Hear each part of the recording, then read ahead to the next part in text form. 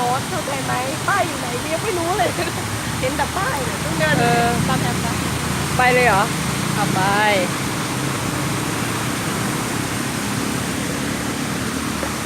ที่เลยแบบว่าเป็นที่หรือมั้งโอ้โอ้โอ้โอ้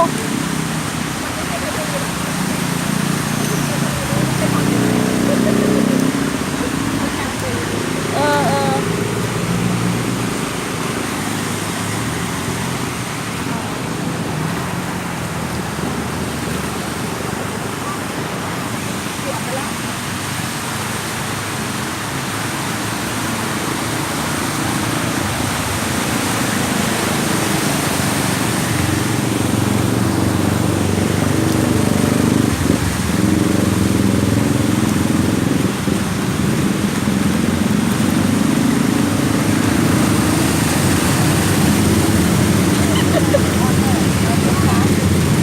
อะไรกันแต่ก็ไม่มีที่ทำใจมัน โอ้นี่นี่ที่เดินนี่มีมอไซค์ด้วยค่ะอ้าวทางเดินอยู่ไหนคะ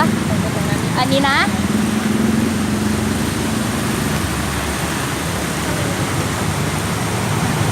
โอ้พี่แอมโอ้พี่แอมพี่แอมมาเถอะเนี่ยขาหายไปแล้วเนี่ยเดินมาเร็ว